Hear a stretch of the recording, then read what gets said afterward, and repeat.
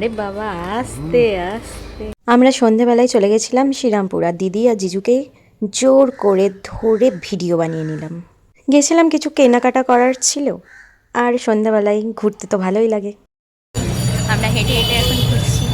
এটা আমার জিজু, জিজু আমার দিদির বর। তোমরা সবাই ভুলভাল বলো, ভাবো আমার বয়ফ্রেন্ড। এই যে দিদি এখন ব্যস্ত হার কানের দেখতে।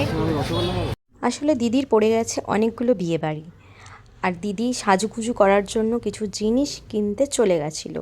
যেহেতু আমি আমার হার আর কানের দিচ্ছিলাম না, তাই আর দিদির পছন্দ মতো দিদি খুঁজে পাচ্ছিল না, তাই দিদির মুডটা অফ ছিল।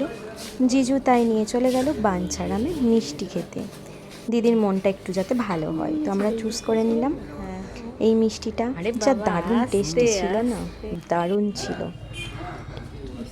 আমিও টেস্ট করে নিলাম, আমার তো দারুণ লেগেছিল। আর দিদির বরাবরই প্রিয় হলো জল ভরা। যেই জল ভরা মুখে পড়লো দিদির, অমনি মুখ থেকে হাসি বেরিয়ে গেল। এরপরে আমি চুজ করে নিলাম কালাকাঁদ। তো এটাও অনেক টেস্টি ছিল খেতে। তো আমরা খেতে খুবই ব্যস্ত ছিলাম মিষ্টি, এত টেস্টি টেস্টি মিষ্টি ছাড়া যায় বলো। আর এদিকে জিজু চুজ করে নিল আমের মিষ্টি, তো আমি সেখান থেকে ভাগ বসিয়ে নিলাম, আর তারপরে দিদিও ভাগ বসিয়ে নিল। আমার তো খেতে এটা এত দারুণ লেগেছে, আমাকে দাও, আবার আমি ভাগ বসিয়ে নিলাম, আবার একবার দাও দাও বলে খেয়ে নিলাম। তো মিষ্টিগুলো অসাধারণ খেতে ছিল।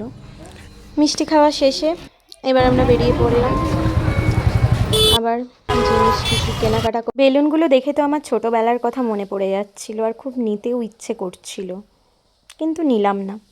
যাই হোক, বড় হয়ে গেছি। তো আবার আমরা ঘোরাঘুরি স্টার্ট করে দিলাম।